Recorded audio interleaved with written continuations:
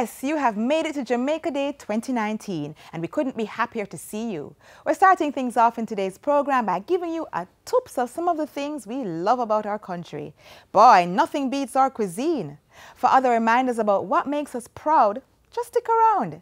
Today's magazine is filled with pure Jamaican niceness. They soon come. Jamaica Day now is like a playback of an old movie and an old song where you getting to know your culture a little bit more. We also understand that what makes us true Jamaicans, our culture, our backgrounds, our heritage, our music, and our food and our dance. Jamaica Day is back. On February 22, the celebration will be hosted at the National Arena under the theme Jamaica Day 2019, celebrating Jamaica, embracing positive values and attitude, visioning inclusive education for a better Jamaica. Schools will still host activities individually, but are required to send 10 students to the National Arena with their culture agent and another member of staff. Schools and other organizations will be displaying their innovations in the areas of science, technology, engineering, the arts, and mathematics. The day will begin with a civic ceremony and culminate with a grand concert where you're encouraged to put some pep in your step with love and respect. Jamaica Day 2019. Join in the celebrations.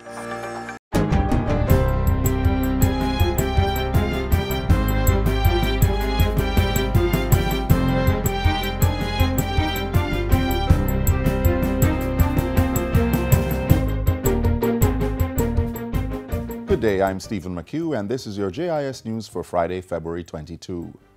The country's unemployment rate continues to fall.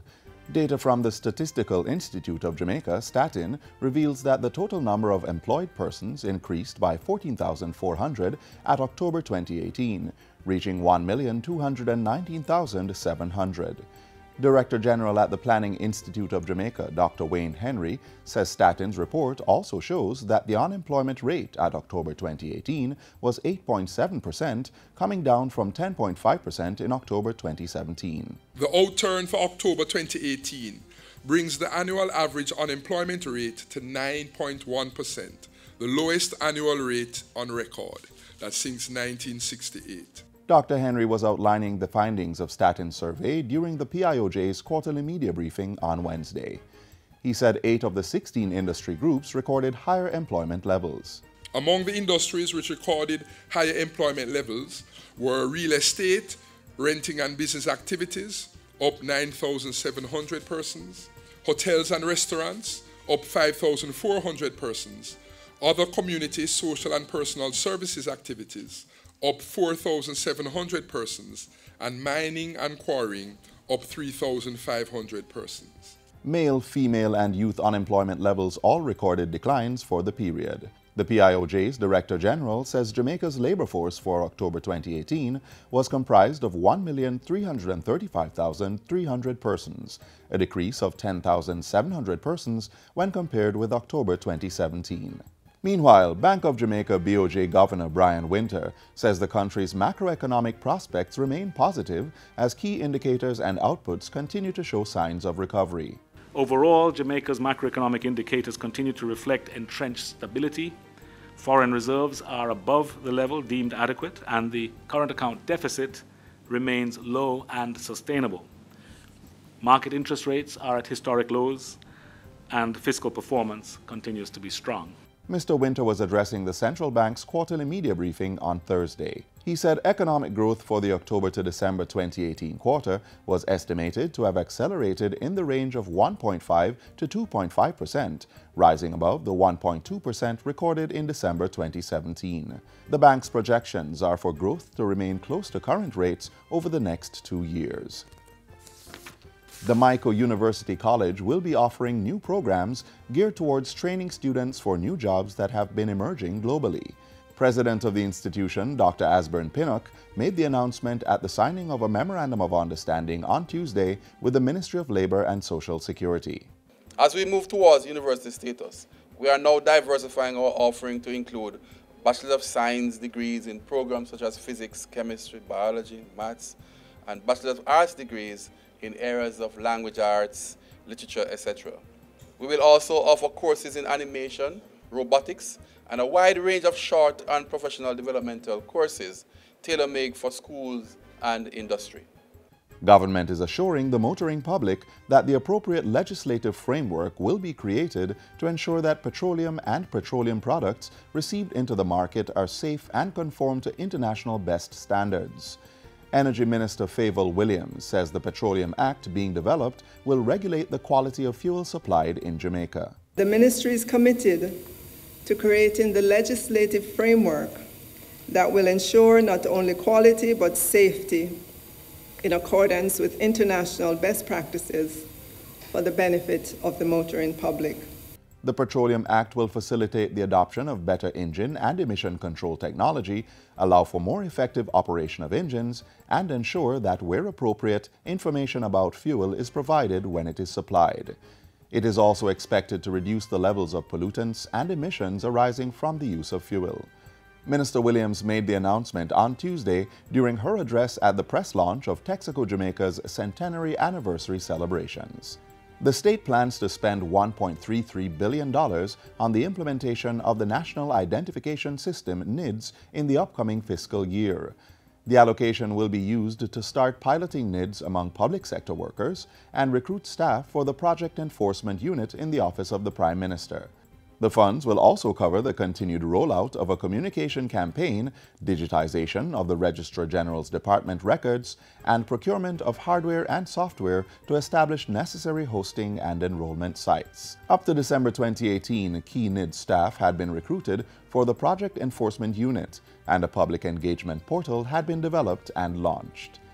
The National Identification and Registration Bill has also been approved and the regulations developed. Upon completion of the NIDS project in November 2023, it's expected that all Jamaican citizens will have a unique identification number and a secure, efficient, and reliable database. And finally, $25 million has been allocated to construct the Santa Cruz Outreach Center this fiscal year. The money is earmarked in the 2019-2020 estimates of expenditure, which will go before Parliament's Public Accounts Committee on March 4 and 5. The project is being implemented by the Ministry of Culture, Gender, Entertainment and Sport. The center will be the base for delivering the Women's Center of Jamaica Foundation's program for adolescent mothers in St. Elizabeth. The program enables girls to continue their education during pregnancy and prepares them to be reintegrated into the formal school system after giving birth. And that's it for JIS News Today. I'm Stephen McHugh. Thanks for watching.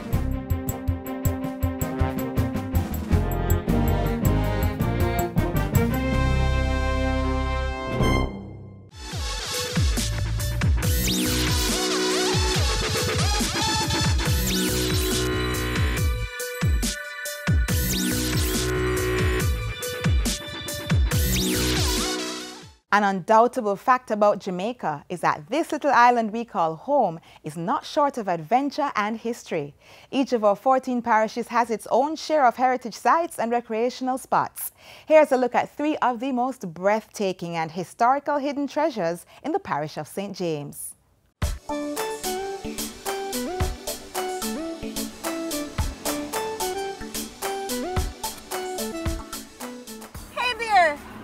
You've joined me at the right time. I'm actually now on my way to explore some of the most historical and culturally rich sites in the parish of St. James. And no, I'm not talking about the popular Rosa Great House, Sam Sharp Square or Doctor's Cave Beach. We are going to be exploring some of the hidden treasures.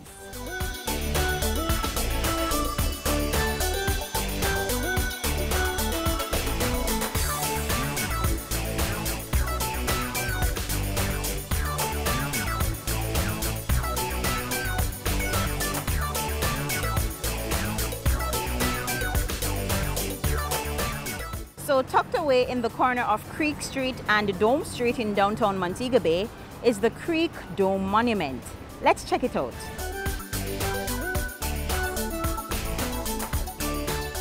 The Creek Dome was built in 1837 above a stream that gave the households of Montego Bay their best source of drinking water at the time. I hear that this actually used to be the home of the keeper of the dome, and that was someone who lived on the upper floor and took payment from those who came for water. Remember, every time you take a drink of water, before everybody had this, we Montagonians are this. I told you this tour would be dropping some history, right? After leaving the busy streets of downtown Montego Bay, we headed to the cool hills of Fairfield, where the 300-year-old Belfield Great House and Gardens is found. Welcome to Belfield, one of the oldest sugar plantations in Jamaica.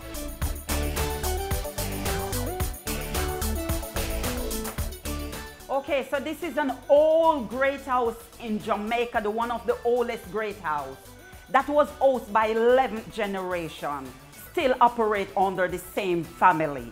It was built in 1735. These are pictures of the car Jarretts. We're gonna enter one of the busiest rooms on the entire house, the dining area. Meals are always elaborate. As you can see the settings, it was elaborate. In the center of this table, you would have an old hog just for decoration. After eating all these, they would get sick sometimes and they blame it on the slave. Poor slave, it was from this fork. It was made from pewter and lead, so it's poisonous. Now we are entering to the master bedroom. As you notice, this dress is over 200 years old, and if you take it up, it can tear apart. As I exit the room, as you notice, the lush green grass that a lot of slaves were working on the sugar plantation, bending their backs and cutting canes. The sugar master would be using this to signal them. Today, this part of the property is used for weddings and private functions. It's also over 600 people. Oh, before I forgot, Sandria, I'm gonna tell you about our old Chattanooga. That is a miniature version of an old sugar mill. It is operated by our donkey, Wilhelmina.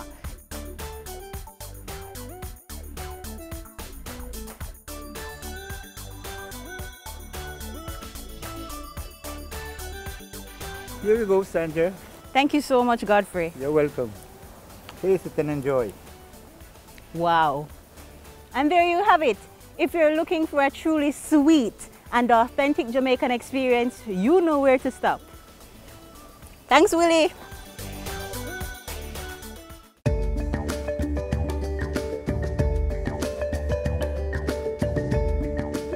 So listen, after such a filling experience at Belfield Great House, we had to make one more stop in the hills of Anchovy. Trust me, the road may be rocky, but it will be worth it.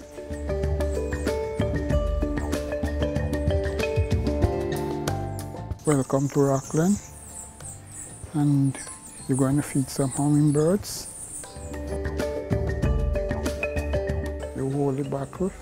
How do you hold the bottle? It's like this. And then you put your finger sideways. Sideways, okay. And then the hummingbirds come and sit on your finger. That was quick. Your finger too goes a little bit wider, wider, wider, up.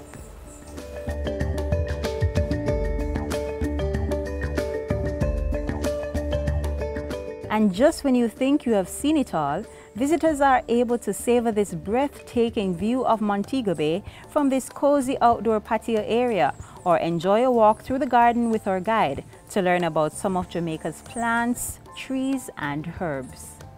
Awesome. Thank you so much, Fitz, for taking me on this peaceful tour of the gardens and for allowing me to become one with nature.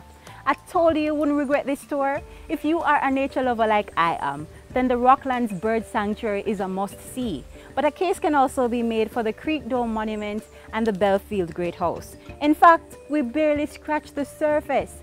St. James has so much more to offer. So what are you waiting for? Get out there and explore all this wonderful parish has to offer.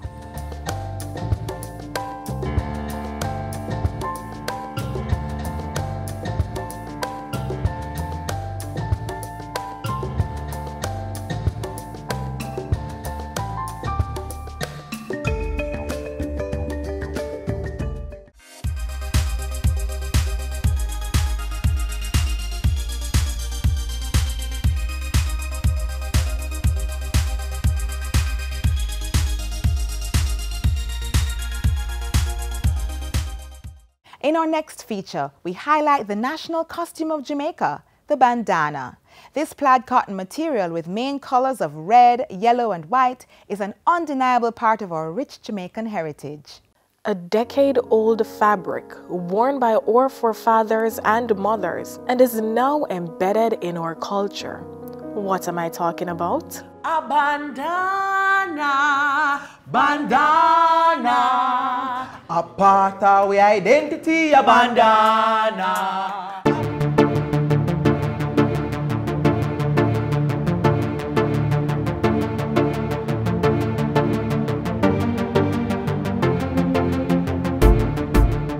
Yarmi yaki go al instead market, not a quati what sell. Yarmi aki go al instead market, not a quati what sell. Oh Lord, what a night, what a night. What a Saturday night, Lord, what a night, what a night, what a Saturday night. Compliments on your madras. Same to you. Thank like you. it. Well up there, so what is madras? Make we sit down. Young but really no know Sam. Aye, sir.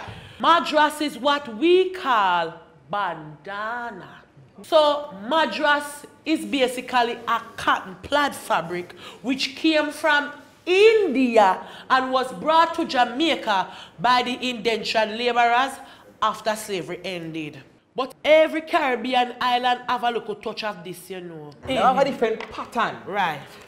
And so, them use it to identify each Caribbean island. It is important to note that the broader plaid, which is referred to as the Miss Lou bandana, is the original material that was used in Jamaica. And as time progressed, the finer plaid came on stream, which is the red bandana with mixtures of blue and black. The word bandana is actually Hindi. And everybody knows that Hindi is the language that the people from India speak. Now the word bandana means to tie. And that's why most people associate bandana with tying your head. But in Jamaica, we don't use bandana per se. We use any kind of fabric for tie head, you know. All we do, we just wrap it around their head in a one circle and we tie the back so that when them put the goods on top of it, it all on balance. Hold on then. See one basket here. Oh, so now, me can't carry me a Kigali Linston market.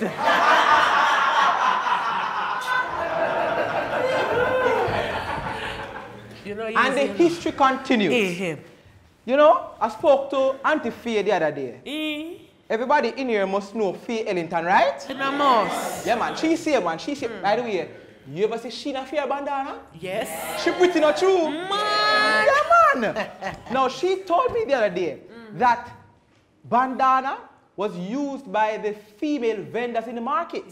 They use the bandana as bib. The same thing that we call apron. And they also use it to tie them head, and they use it also as scarf. It is also popular to note that the working class women used to wear the bandana. Yes, yes. But they were looked down on because they wear it. But they were persistent. Yes. They wore it with dignity and pride. That is very right. And they were the one who actually legitimized the bandana. You didn't know a bandana is not just a costume. It also helps us to identify as Jamaicans. You understand what I'm saying? Over the years, the bandana has evolved. Because, you know, as time change, you know, people stands on different things, it change as well. So today, bandana is considered to be our unofficial costume. National costume. So look here now. Miss Lou was the one that really made bandana so popular, you know? Yes, man. Every time she would do one of her theatrical performances, Miss Lou would dress up in her bandana. And anytime anybody gonna do any of her poems, where them use bandana. And now everybody want a little touch of bandana. And you know, them now wearing it at the Miss Universe, You're lying. and the Miss World, and the Festival King competition. You see, the bandana is not only one style you can wear it, you know. For example, me is not wearing the original kind, you know. Me is wearing simply precious design. Yes, man. Normally how them wear it is, them wear it in a one nice flare skirt, and then them pair it now with a wonderful white top. They put a piece of the bandana or the madras around the neckline, or even put it around the sleeve sometime, you know, just to add a little oomph and spice to it. So over the years, you know, it has become more stylish and stylish and stylish. And then, of course, you know, the man them normally wear a nice little shirt with the madras or the plaid, and then pair it with a black pants or with a white pants. And if you're fancy and in high fashion, you put a scarf around it, right? Or even a head tie. Thank you very much. So you see, all in all, bandanas come a far way. From the marketplace to haute couture. High fashion, high fashion. That's right. Bandana come from India, reach a Jamaica, and all in all, bandana is here to stay. What a joyful news, Miss Matty. I feel like my heart will burst. Jamaican people colonizing England in reverse. By the hundreds, by the thousands, from country and from town, by the shipload, by the plane load, Jamaica is England bound. But what are the government plan England here? Them brave the war and face the worst. But I don't know how them Western colonizing in reverse. Bandana, bandana, a part of we identity, a bandana, a bandana, oh a bandana, a part of we identity, a bandana. Make a draw for the madras, madras, madras, madras, madras, madras. Oh, put on the madras, madras, madras, madras, madras, madras. Yeah. A part of we identity, a bandana. Jack Mandora, me no choose no.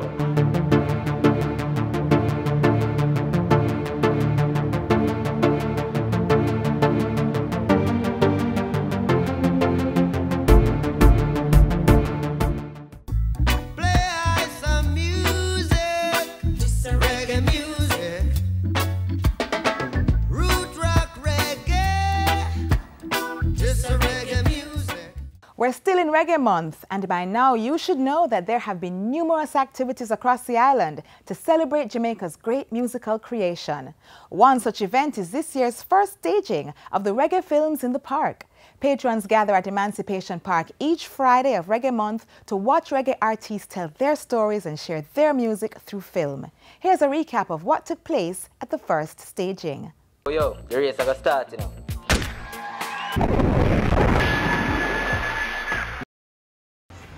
Jesus Christ, it's my wife Sharon. Listen, run, go round there, so run. Go down there, so go hide, I'm a husband. No, we are not at Carib Cinema. Arts Page comes to you this week from the capital's Emancipation Park, being entertained by the visuals put to the infectious beats of reggae.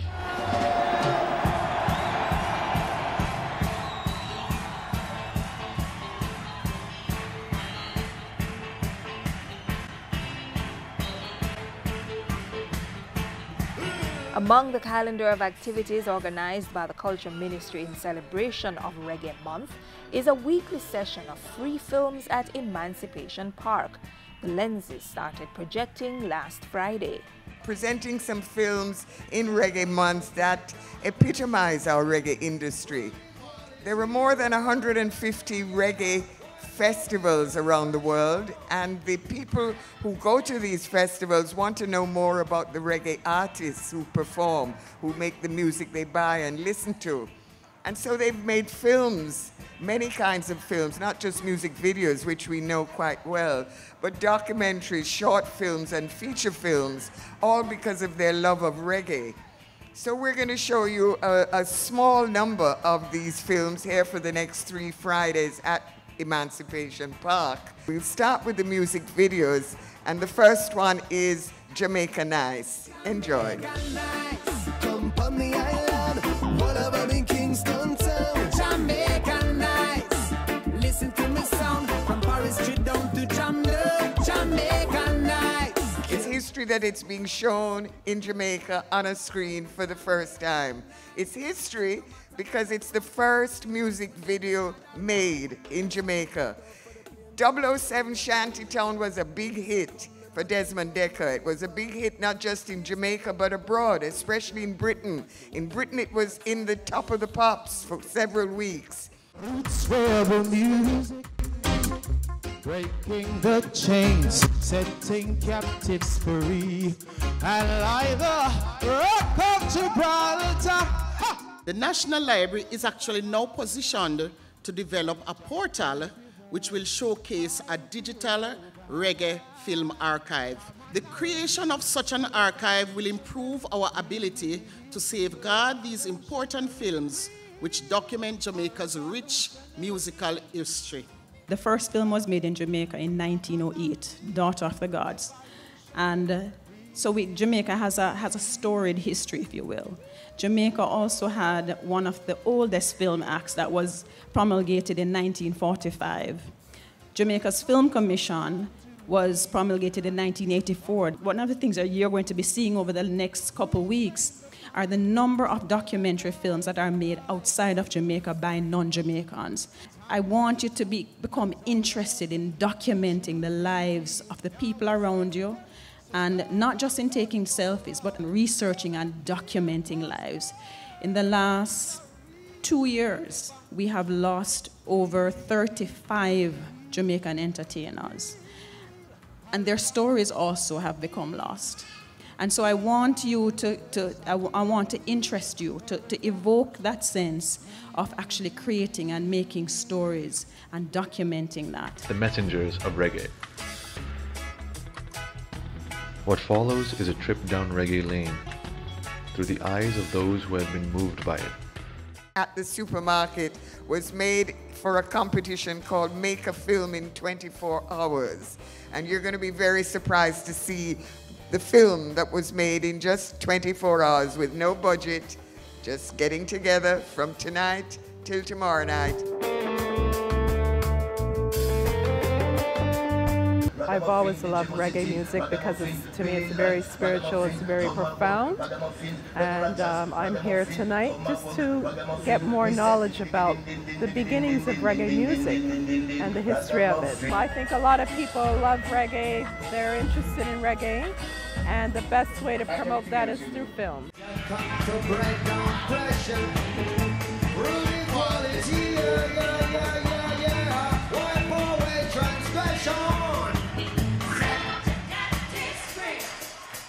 It's our history, it's our music, you know, and it's the biggest thing that the Western Hemisphere has given to the world to date. You know, and I think if we don't seize the opportunity, you know, to control it, you know, we might lose it. It's good because that's one of the best ways to kind of preserve the history of reggae in the archives. I believe that things like this helps us to remind us of our roots, of where we're from. And you know, as they say, you know, if you don't know your roots or you don't have no roots, you really can't grow, you know. Go with the children, friends and relatives. The Reggae Films Showcase continues this Friday to close out February.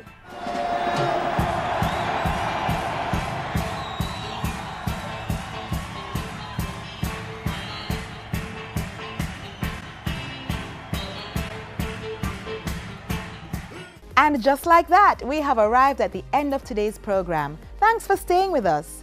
If you enjoyed today's program and want to watch it all again, simply visit our website, jis.gov.jm, or our YouTube page. You may visit us on Twitter, Facebook, and Instagram to learn more about our rich cultural heritage. I'm Audrey. Have an airy weekend.